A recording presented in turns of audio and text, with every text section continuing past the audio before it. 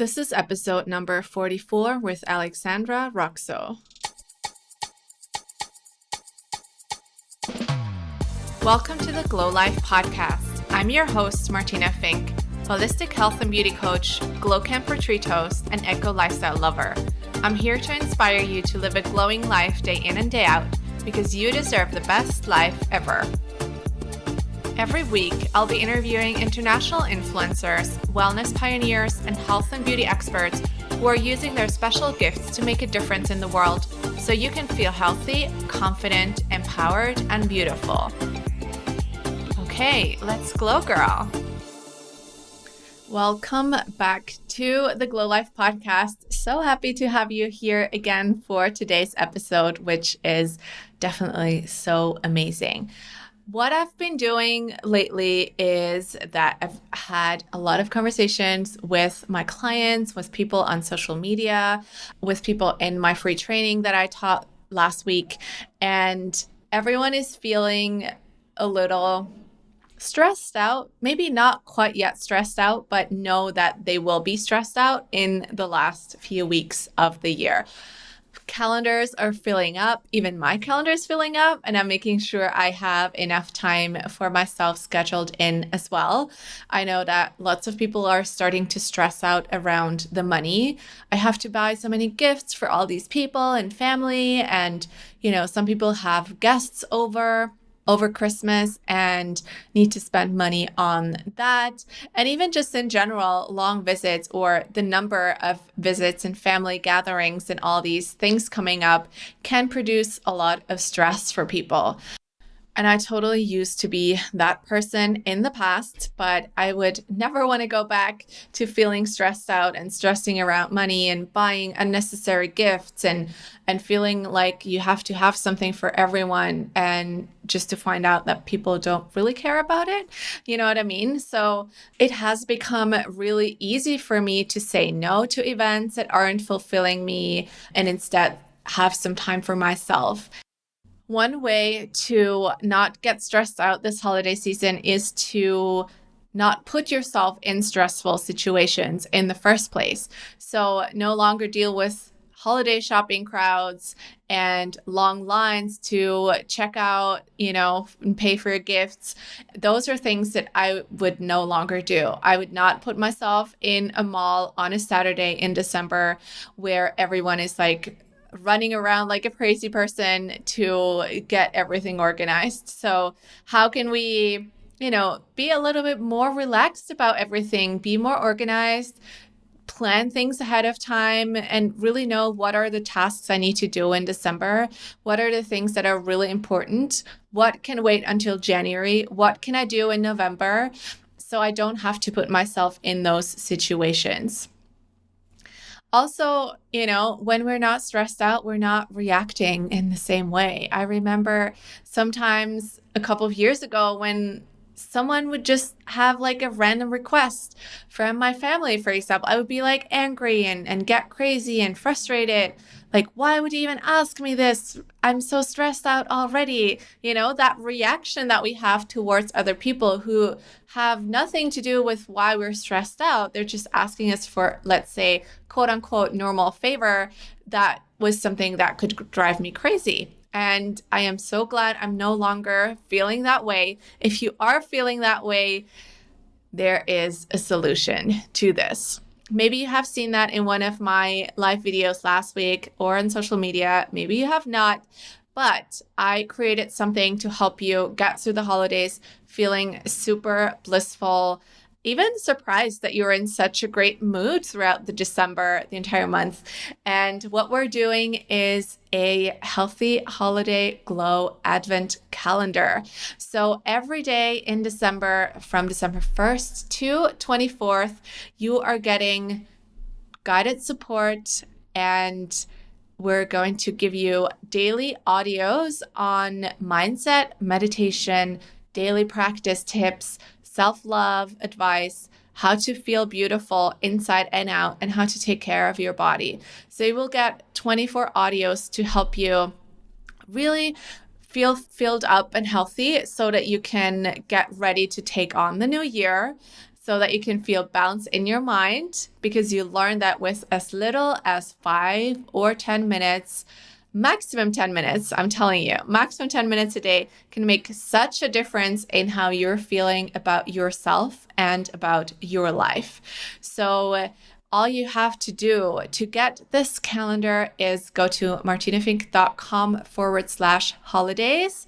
This is a 24-day advent calendar with 24 new opportunities to live your glowing life today. And don't wait until January to change things. Like every single day now, you can do something differently. You can think differently. You can act differently. You can do something differently than you used to do in the past and make this the best and most beautiful holiday season that you've ever had, because you're just being the best version of yourself. So head over to martinafink.com/holidays and get your advent calendar today. I would love to pop into your inbox every day in December and give you a little personal tip. And really, if you don't have 10 minutes, you don't have a life beautiful. So make sure you take those 10 minutes a day and sign up for the advent calendar. My tip for you this week is to speak up. If you experience a lot of stress, around getting together with family, getting all the Christmas presents ready. I know it's still early, but maybe you are ahead of the game and really organized. I think there is nothing more important than good communication, and that includes speaking up, but it also includes the listening. So where in your life can you be a little bit of a better listener this week? Where in your life can you speak up and say something that bothers you? Because when we don't speak up, we're just kind of accumulating that energy in our throat. That's definitely something I used to do. Like I just mentioned, the situation with my family where I would explode because I was already stressed out. I was not able to communicate what was going on. And people would be surprised why I react this way, why I would be angry or frustrated or pissed off.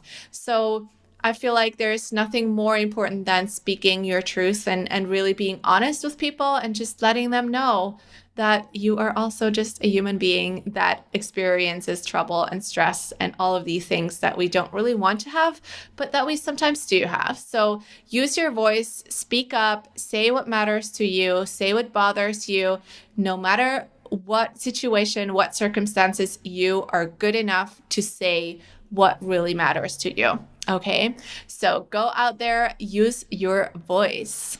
And now we're getting started, and you will be inspired to definitely speak your voice and speak your truth a little bit more with Alexandra Roxo. Alexandra is a transformational coach and mentor, and soon to be author. She's an expert on the divine feminine, on embracing and owning your sexual powers while leading a mindful and spiritual life. She grew up believing that she needed to hide her sexuality and herself in order to be lovable and accepted as a woman. She saw so many women around her with depression, anxiety, eating disorders, and sexual traumas that they could not talk about. It is her mission today to empower women and help them along their journeys of standing up, speaking up for themselves, loving themselves, shining, and fully embracing all parts of themselves. Alexandra has been meditating for 15 years, which is so impressive, and is currently writing her first book.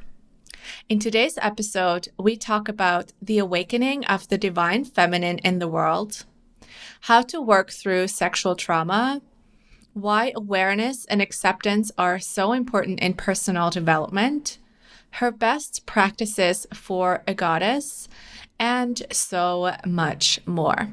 And you can find everything we talk about today in the show notes at martinafink.com/podcast/44. Welcome, Alexandra. I am so happy to have you on the show today. I'm so happy to be here. I am really curious to learn everything about you and about what you do, because I feel it's something really unique and something that many more women need to hear about. So one of your expertise is the divine feminine. So I believe probably my listeners aren't are at the beginning of their spiritual journeys, so they may or may not know what the divine feminine really is. Would you mind explaining what exactly that is and how it affects us on a daily basis? Yes, great. So many of us who've grown up in the West, in the Western world, have come from this background of learning the divine or learning any kind of a God through a lens of patriarchy and a lens of masculinity. So you'll find in the Christian Bible or in Judaism, for instance, that God is referred to as a he often. And so, for many people who grew up with these religions, even culturally, not even necessarily meaning that you're a religious person, for instance, the United States of America is founded on a religious kind of puritanical, anti-Catholic, UK establishment, but still religious system. So, our dollar bill says, "In God we trust." God is the masculine form of this word that encapsulates the divine as per these Western standards. So if you think about goddess as being the feminine counterpart, it's the same with the divine feminine or divine masculine or sacred masculine.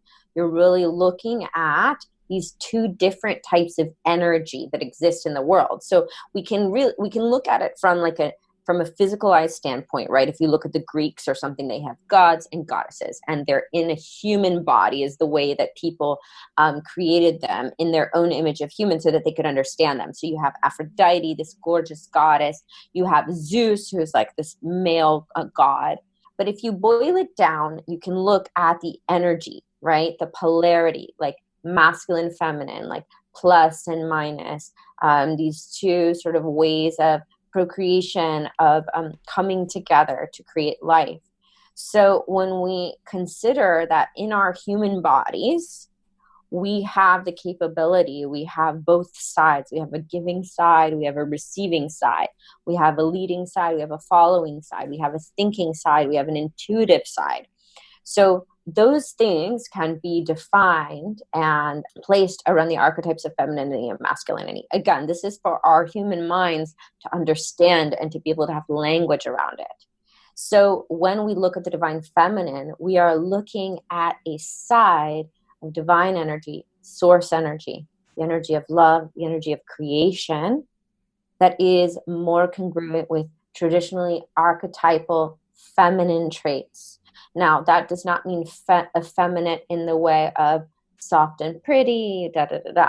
That can mean a fierce, courageous, intense heart, a protective mama bear energy. It can mean a soft, sweet, beautiful energy. It can mean an old, kind of crone, wise woman energy. So in that divine feminine, you're dealing with archetypes that exist throughout cultures across time.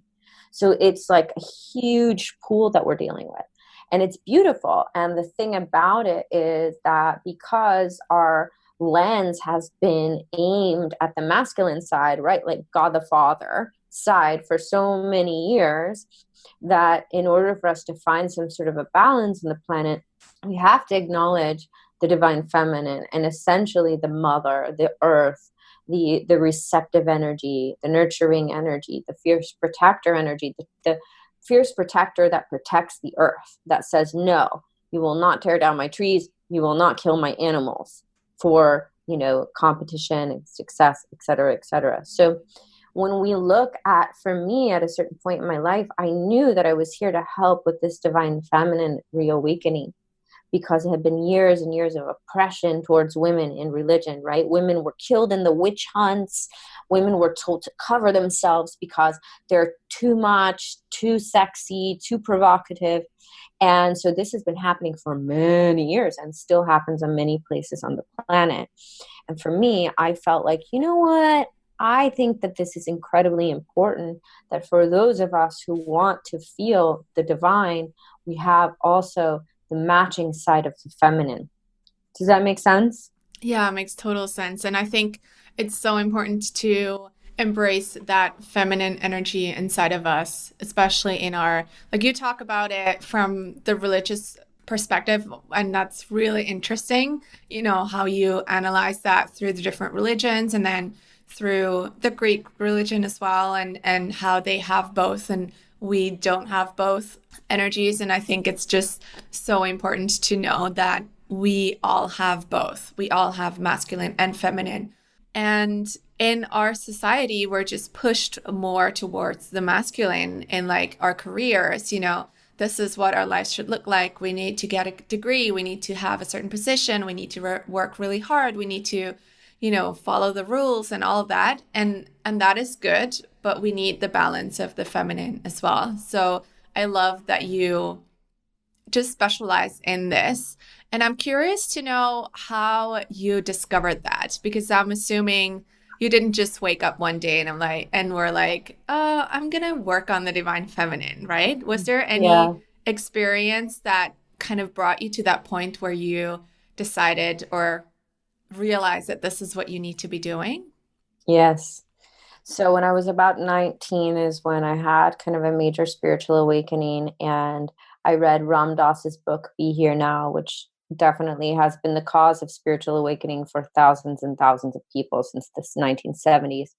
And after reading Be Here Now, I read Autobiography of a Yogi. And both of those books were through the lens of Eastern tradition, particularly India, particularly yogic traditions. So in the yogic traditions, the goddess, the divine feminine, the mother, the creatrix in that way is very much honored. And from that, I got in touch with that within myself, and I felt it. Like there is this whole other part of the divine that I haven't understood. And through that, I started to explore yoga. And I don't mean yoga as in postures, as in postural yoga. The West has co-opted the term yoga for literally just any type of physicalized yogic class, when the term actually is an all-encompassing umbrella term, and it is a term that implies a attempt at union with God. And so the yogic system is a full technology to help you unite and awaken and become enlightened and unite with God. So I always, even in my early 20s, thought it was hilarious that Westerners would just be like, oh, you like yoga? Oh, you like yoga? And literally think it meant going to sweat and that's done. And it's the same with tantra. It's like tantra is a all-encompassing umbrella term that is to weave, and it's literally a non-dualistic yogic tradition that is basically means that we are not separate from the divine. The divine is us, and we are it. And so every moment is a potential moment for awakening. Now, the West heard that every moment is a potential moment for awakening, and they said, cool, so sex is a great moment for awakening. Let's make tantra this whole sex thing. And so the West co-opted tantra and made it sex, co-opted yoga and made it physical activity. And, it's just funny like that. So to take it back to when I was 19 is when I was really learning about this stuff for the first time. And it's when I got into meditation, and when I also started learning about goddess traditions that existed around the world that actually pre-patriarchy, there was a matriarchy. There was a time where women were communing under the moon and experiencing song, dance, ritual, herbs, ways of healing with the earth that were related to the goddess. And so I started learning about that and doing so much research in my early 20s and making art about it. And I just knew that this was my calling. And when I was in Italy, I learned meditation when I was 19, 20, and I was in Italy, and I was with this community of monks, and they were monastic. So they were young. They were like around my age, but they had devoted their life towards yogic principles. So they took the vows of chastity, of poverty. They slept on the floor. We took cold showers. We didn't eat garlic. We didn't drink caffeine. It was a very strict ascetic yogic path, which is one path of the traditional yogic path. You can do different things. But during that time, I really was like, oh shit, this is still very patriarchal. Even this yogic path that now I'm doing with this group is still governed by men. There's not a lot of freedom. There's not a lot of wildness. There's not a lot of feminine energy here. And during that time, I asked the leader of the yogic group, I said, can I lead a moon circle, a feminine moon circle? And he said, okay, okay, okay, fine, fine, fine. And I did. And the women got together and we were just sharing so much. We got so impassioned and enlivened. And we were like, there needs to be dancing. There needs to be song. There needs to be like celebration. And we all came back, and the leader was like pissed. He could tell that we had all like juiced up on each other. And then it kind of threatened the rigidity of the system, because you have these wild women awakening to their power. And that's where I was like, okay, well, I can't necessarily devote my life to that because there isn't space for my full feminine, because my full feminine is wild. She's intense. She's gorgeous. She's disgusting. She's rageful. And then that's where I explored the goddess traditions too.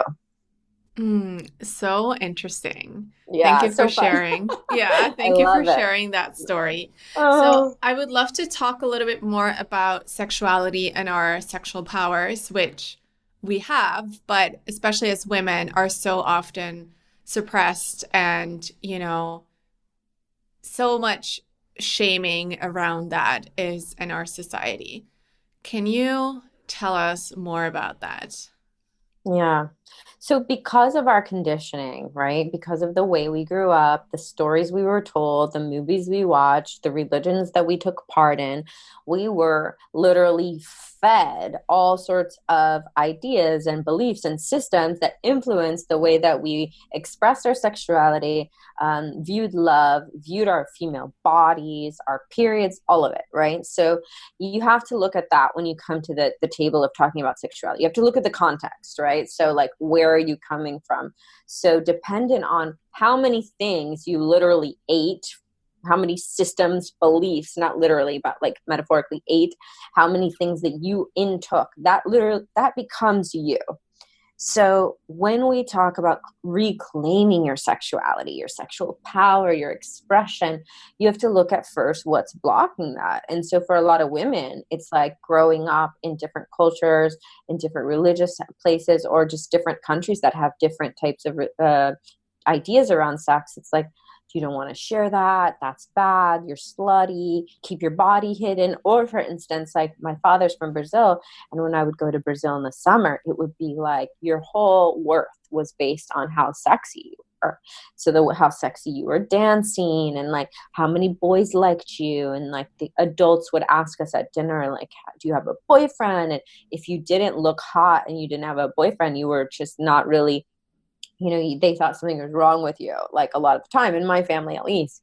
Then I would go back to Georgia, where it was super Protestant, white, suburban, and it was the opposite. It was like if you showed your sexuality, you were called a slut or a whore. And that was my whole adolescence. I would wear a dress and people would be like, you're a whore. I mean, I was 13. I was not a whore. It was actually just not. And if I was, then that would be very young, but bless whatever it is, but I wasn't. So when we look at this is deep, deep cultural programming. So then depending on your experience, then you become an adult and you're like, I want to have a healthy relationship with sex, with my body, with my orgasm. I want to be empowered. And then you have to begin to unwind all the shit. It's like all the barnacles on your body, all the veils, all the onion layers that you start to peel.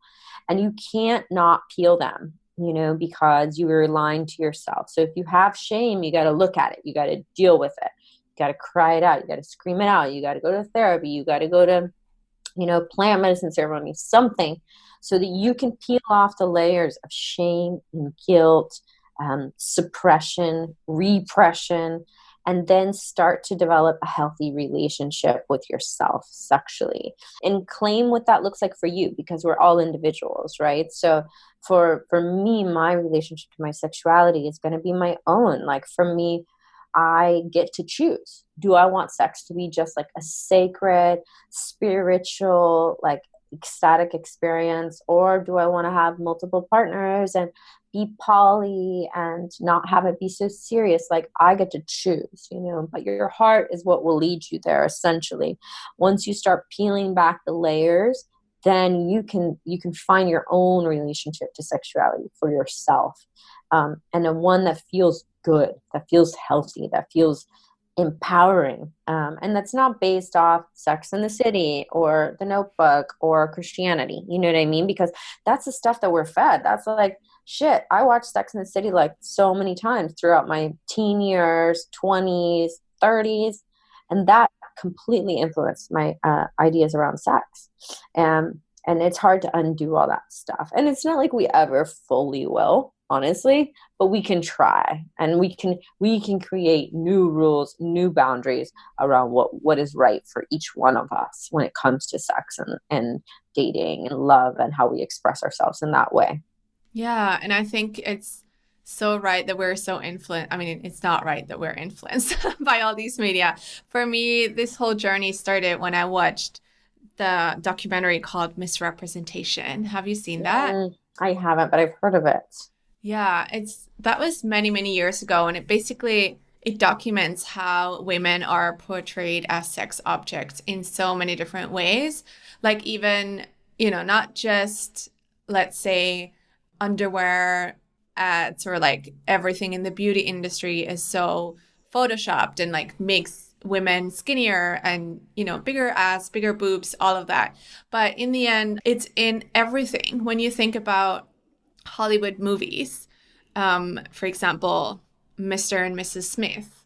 Well, they're both, they're a couple. They're both dangerous or like strong and powerful. But she's always still portrayed as a sex object with the clothes she wears, with the things Mm-hmm. she does in the movie. And it's even in some of the Disney movies too, Oh, where, yes. where Holy you crap. have little girls with like super short skirts and skinny waists and all of that. And we are so programmed from being very young.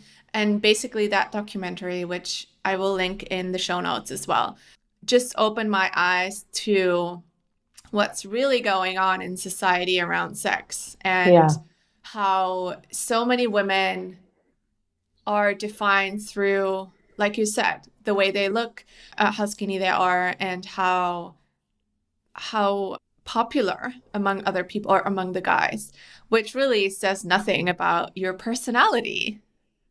No. Yeah. Or your heart, or your path and your integrity. Like, no. Totally. So, what would you say? You mentioned healing a lot, and I think that's a very big part in personal development in general, but then especially when it comes to sexuality, in order to have a healthy relationship with your body and with your sexuality. I think healing is such a big part, and, forgiving everything happened, healing past wounds. What would you say are your best tips for healing maybe a traumatic experience or something Yeah. that went wrong in early years? Great question. Most people have some childhood trauma or some younger wounding, and some of it is more intense and more dramatic as per society standards, and some of it is less dramatic externally but still painful internally. So it can be as subtle as one of your parents ignoring you your whole life, and you wouldn't really look at that as being like an outwardly very abusive behavior per se, but imagine being a child that's being ignored for 18 years, and how much that would degrade your sense of self-love and self-worth. So even if someone hasn't been physically abused per se, most people have been through some sort of trauma, and it's just inherent to us as humans. Unfortunately, we are just that. So regardless, your primary relationships with your parents and the way those have formed, the way that you give and receive love, the way that you feel safe in the world or don't, those are very, very important things to consider when you're considering your sexuality, for instance. Because if your primary caregivers were not safe or loving, or had trouble loving you, or making you feel safe, then likely you're going to bring that into your sexual experience.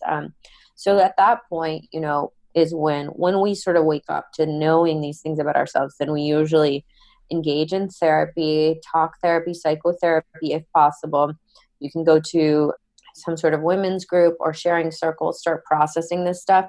You can share with your friends and say, hey guys, I didn't realize that one of my parents was completely emotionally avoidant my whole life, or one of my parents kept telling me I wasn't good enough my whole life, and that was very detrimental. And still now, you just be bringing awareness, right? So the way we cultivate awareness, one of the best ways, is through a meditation practice or a daily practice.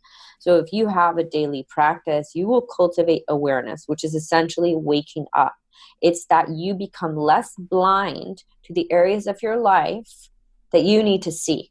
Because the thing is, think about it. If you're a child and one of your parents is either psychologically abusive or manipulative or not loving, you begin to shut down your eyes to see it. Otherwise, you wouldn't function. You wouldn't function anymore. It's a survival mechanism.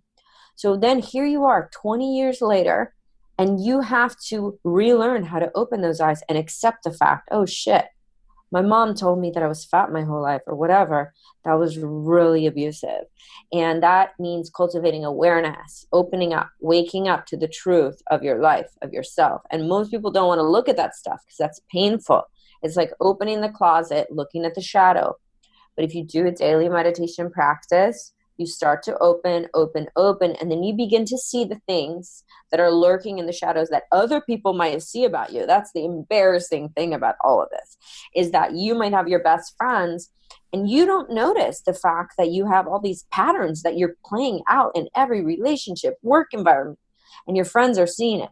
But because your awareness is not cultivated enough, you don't see it. So you have to cultivate awareness, whether that is a jujitsu practice in the morning, or Tai Chi, or Qigong, or Vedic meditation, transcendental meditation.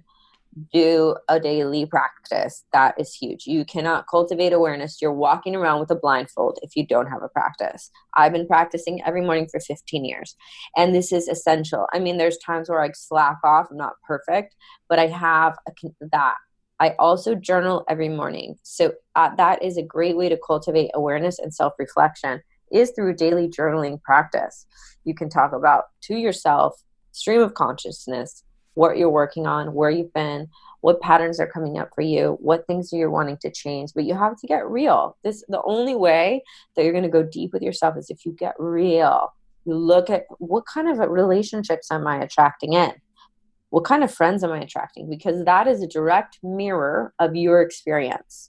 So if you keep attracting the same types of people, then that is showing you the places in you that are closed, the places in you that are still carrying kinks or poison from your own experience, which is totally fine. It's beautiful. It's important. But it's important you also are aware. So you're like, oh, cool. Really? Thank you, universe, for showing me where I'm at, because I just attracted ABC. I just attracted another person like my mom or my dad. And you will keep attracting those people until you work on your stuff. So those are two simple practices, right? Meditation, journaling, so simple, and therapy.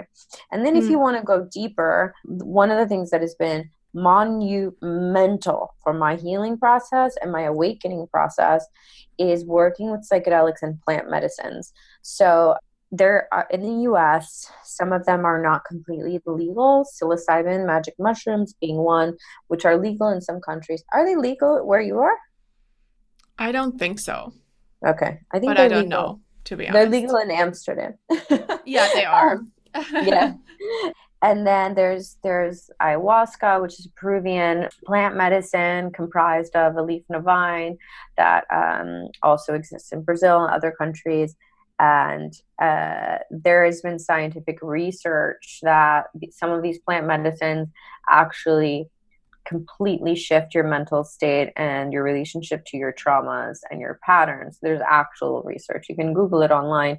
You know, psilocybin, magic mushrooms, they've used with a lot of people with anxiety about dying and have experienced amazing results.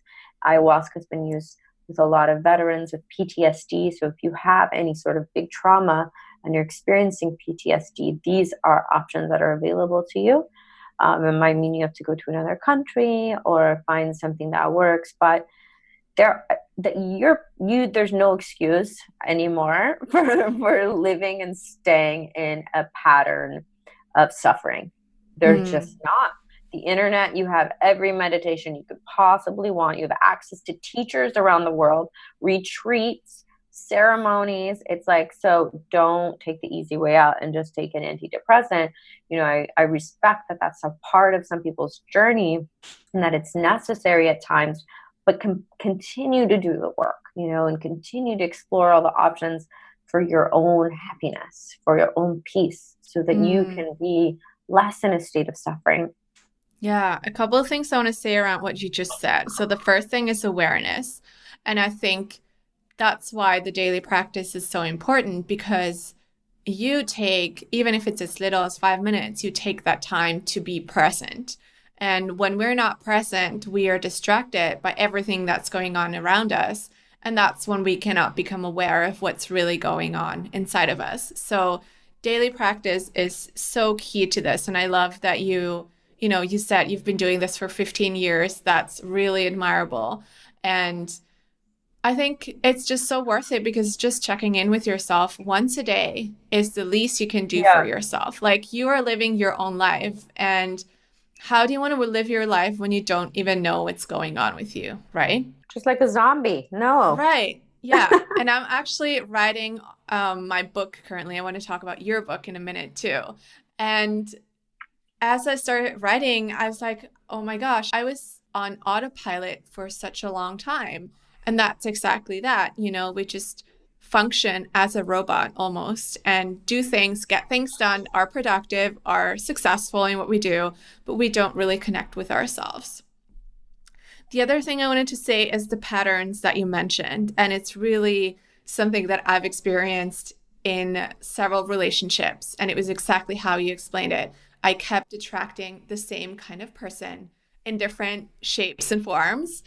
And it always showed me that I'm not good enough. Like there were other Mm, people involved, things I didn't know, I was lied to, and all these really ugly things.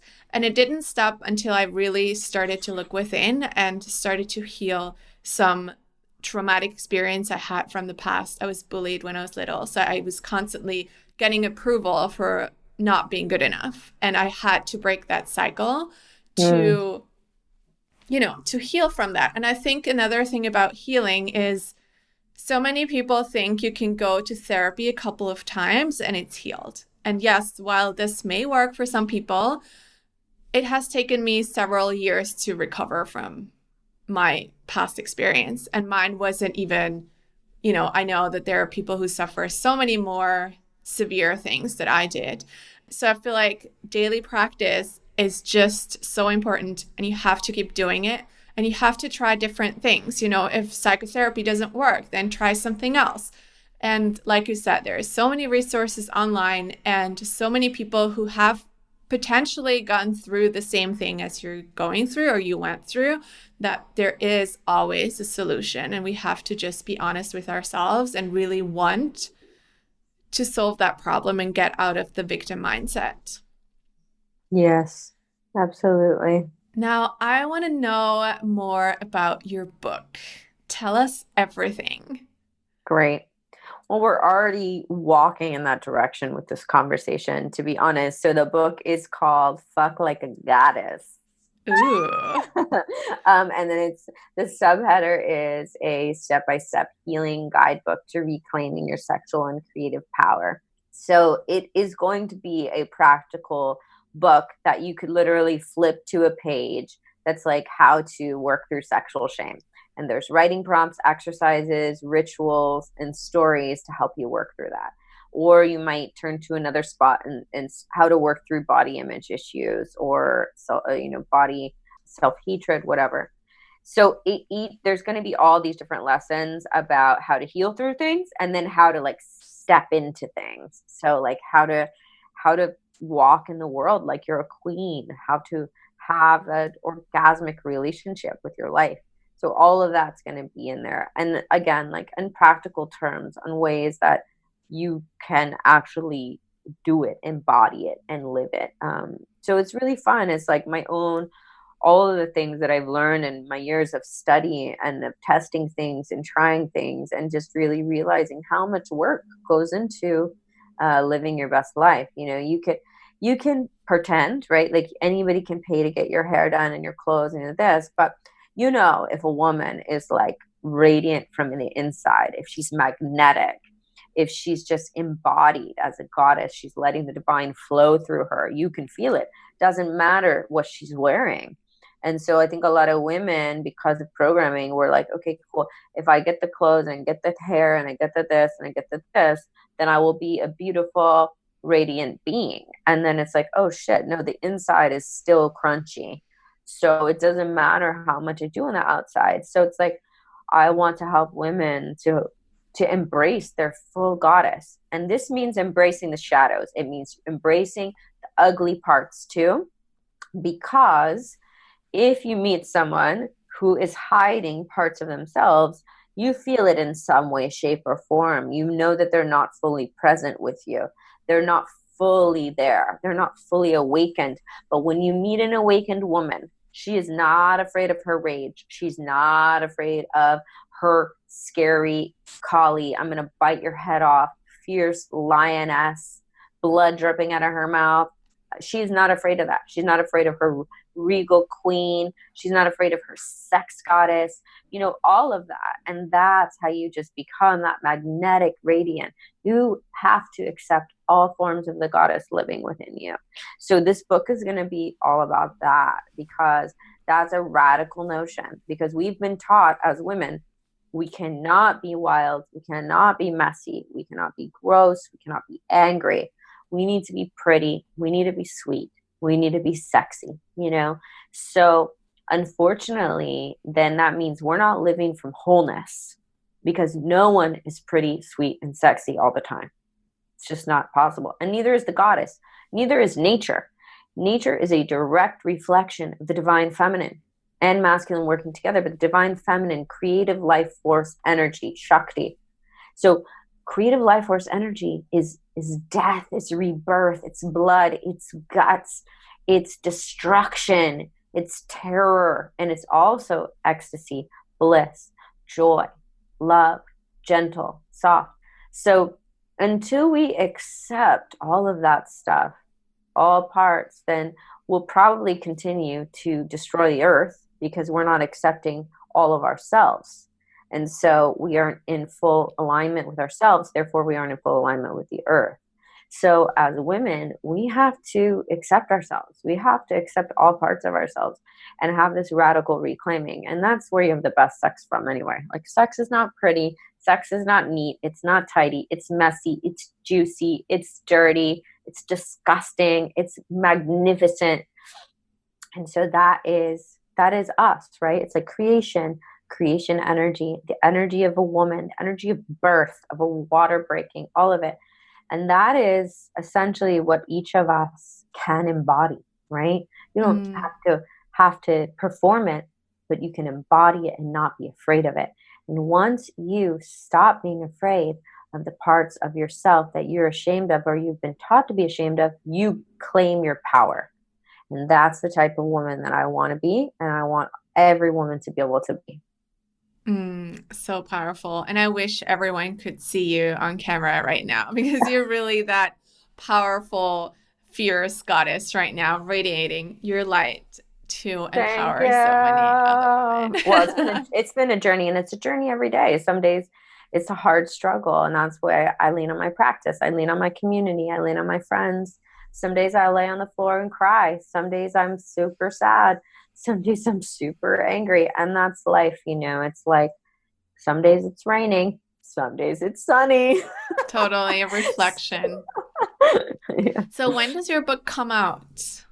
So it won't be till the beginning of 2020. So like in about a year. Okay. Over a year. So yeah, sorry guys. But in the meantime, I write almost every day on Instagram. I write like a full kind of blog post. So you can follow me there, and I share a lot there. And definitely let me know when your book comes out, and I will share it with everyone. Thank you. So what would you say has been your biggest lesson in terms of personal development? Mine has been about my relationship to men and to my father. That has been my greatest life struggle. I have not struggled in like expressing myself, sharing my voice, sharing my ideas. I feel totally confident doing those things. I've made films and photography and plays since I was like 19 and never worried about what people thought about it. I've just been like, this is my path.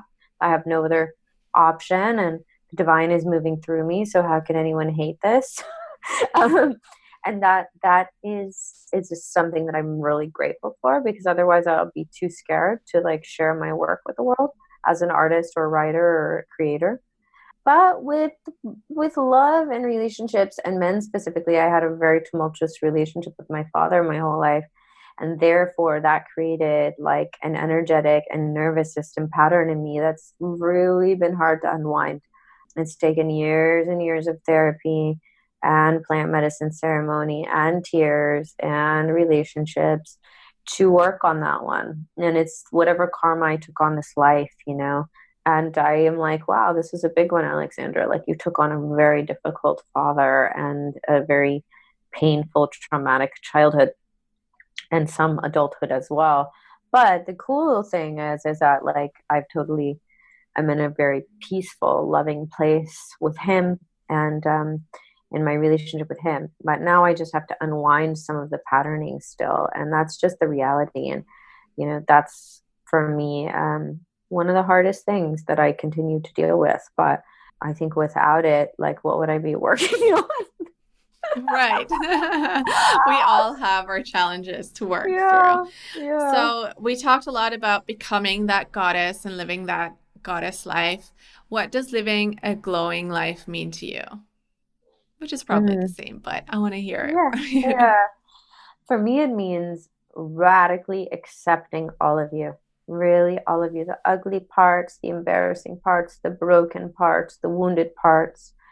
And with that whole collage, letting yourself be seen, glowing, your heart just radiating outwards through all of those parts of you. To me, that is the real glow, when you're like, I'm here, take me or leave me. This is me. I love that. I'm here. Mhm. And that's really something a lot of women struggle with, to just accept themselves the way they are and not worry about what others think. Yeah. So, you talked about meditation. That is a big part of your daily practice and journaling. Do you have some other sort of self care that is non negotiable for you? Yeah, nature. Nature is huge. Come on. It's like we're so disconnected from nature. It is one of the best ways to recharge, one of the best ways to connect with the divine. So nature is a non-negotiable for me, whether it's going hiking, going camping, going to the beach, but connecting with nature. And also, for me, plant medicines are a part of my practice. I love psilocybin, magic mushrooms, very divine energy that comes from that practice for me. So they've been a part of my life for many many years, but more closely the last few years. It really helped me open my heart, helped me fully accept myself, and helped me have the courage to share my writing over the last few years very clearly. So I also love dancing. I love five rhythms and ecstatic dance, like really free flowing dance. So important for the female body too, to lose the rigidity and to just find a sense of freedom. Laughter, incredibly important as well, like daily laughter, finding ways to laugh, to be held, to be touched by your friends, to ask for affection, to have a strong community. A strong community, even if it's three people, it's totally fine. But a strong community is essential to your spiritual growth. And it's called a sangha in the East. Like, you need a group of people, because if you're on the spiritual path, it's not going to always be pretty, and you need some people to call on when you're having a hard time. So over the years, these are all huge parts of my non-negotiables, and my life is pretty much set up in a way now that all these things are a part of it: eating well, sleeping well, community, practice, retreats, nature, love, support, laughter. And I know that that's how I best function. So I ain't messing with any other way. Well, that is definitely a lot of great advice that you just shared for daily practice.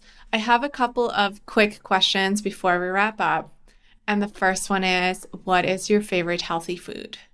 Well, I've been making morning green smoothies for the last few years, which I love. And I put in there like this green powder, it has all these different greens. And then I put in a spirulina, protein powder, cacao, chia, flax, ashwagandha. I load those things, those smoothies up so that they're like superpower smoothies. That's so great. I love green smoothies as well. What is your favorite book that you think everyone should read? Well, the two that I mentioned, Be Here Now and Autobiography of a Yogi, are both fabulous. Another one, Dear Lover, huge, important book in my life. Beautiful. And we're going to link that in the show notes as well. What are three things you are grateful for today, Alexandra? Well, my health, I feel so good and so alive and well. That's really, really amazing. I am grateful that I'm at this place in my life that I've done the work and that I'm able to get up every day and do what I love and get paid for it. It's just a miracle sometimes to think Yeah. that. And I'm grateful for my friends. Like, I have cultivated the most amazing friendships with people that are just love me so much. I'm like, wow, I'm so loved if I let myself be loved. And it's just gorgeous. Beautiful. And I love that you said, if I let myself be loved, because that's so often the thing that we crave love, but then we don't really let it into our lives. So thanks for Yeah. mentioning that. Great reminder. Mm. Now, if there is one thing everyone can do to embrace that goddess today, what would it be? Go find a quiet room, close the door, get on your hands and knees, start making some hissing sounds, some growling sounds. First put on some loud music so that no one can hear you, and like some fierce music, some drumming, something tribal, or some death metal, something. Get on your hands and knees, roll through your spine, roll out your hips, and make some sound and let it out. Let out some energy from your body. And I lead women in these practices. I have a course called How to Embody Your Feminine Fire, where I have two practices that are guided with music, where I will lead you through a whole practice.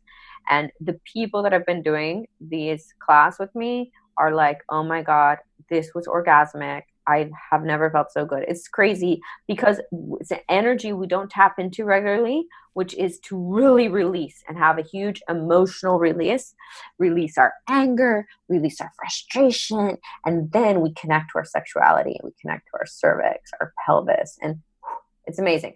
So you can do a little DIY version, do it yourself version, by just turning on some intense music, getting on your hands and knees, hissing, moaning, growling, and letting a little bit of that inner animal wild thing come out. Even for 5 minutes, I guarantee you will feel different. If you walk to the cafe after, I do an experiment, please, and tell me how it goes, you guys. Do 5 minutes of that, then walk to the cafe, get a coffee, and notice how people look at you. Just notice. And if people look at you differently, I want you to text me, Instagram me, whatever, DM me, and tell me, holy shit, people are looking at me like I was a fucking radiant goddess. And if they don't, then go do it a little longer next time. I love that. Go practice that now. Do it. You have this beautiful membership online called the Moon Club, right? Yes.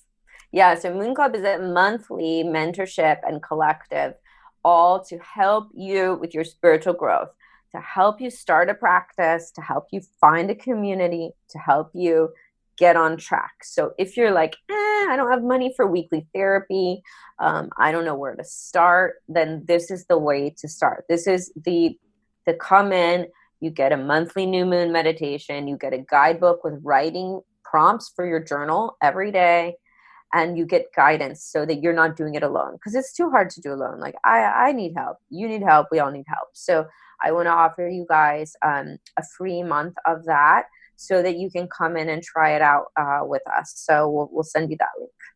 That is beautiful. Thank you so much for being so generous. And I think Yeah. everyone should try that. I am certainly going to sign up and do everything with you for a month to see how I feel. Yeah, yeah, please. Yeah, yeah, yeah. Is there anything else you want to share with our listeners today? Well, each one of you is incredibly important to this biosphere of planet Earth, and don't let anyone tell you otherwise. And, I just feel like it's a time right now where it's like, don't let the bastards get you down. You are needed. Your voice is needed. Your energy is needed. If you feel like you're just sliding into the pain and the sorrow and like the I'm not good enough stories, please reach out, ask for help. Like, stand up. We need to work together right now. 200 species of animals are becoming extinct per day. The rainforest is actually like it's decreasing rapidly. We need to stand up. We need to just stand in our communities as pillars of strength, of love, of leadership, of courage. And so we can't do that if we're stuck in our heads thinking, I'm not skinny, I'm not pretty enough, or I'm not skinny enough. We have to just say, fuck that, and help each other to rise. So I'm here for you. And I want you to feel good, and I want you to be happy, and I want you to find your best spiritual practice and your best way of living so that you can stand in this world that needs you. Beautiful. Oh, I love that. And it really, so many times we believe life is all about us and it's all our ego telling us that this is what we Yeah. need to do. But really, we need to do this, like you said, for our planet, for our communities, for our people, and just get together to make this world a better place. Where can people find you online? So the best place is on Instagram at Alexandra Roxo, Roxo, first name Alexandra, Alexandra. And then my website is just my name, alexandraroxo.com. And I work with clients one-on-one as a mentor and a coach. And then I do the group work in Moon Club, and I do retreats all around the United States. And I have one coming up in New York. I'll have one at 1440 Multiversity in May, one in Mexico in February, one at Kripalu Center in Massachusetts next summer. So many ways to up-level your life and to courageously step into this next part of you. And I want to support you through that. Beautiful. And we'll link all of your links below in the show notes as well. Thank you so much for your time and for showing up for all my listeners. I am sure that they were able to take away a lot of your knowledge and experience. And yeah, I just want to thank you for the work that you're doing, because I think this is so needed in the world right now. So it's been so great speaking with you. Yes. All right. Thank you so much, my dear. I loved this episode with Alexandra. Isn't she such a powerful, divine woman?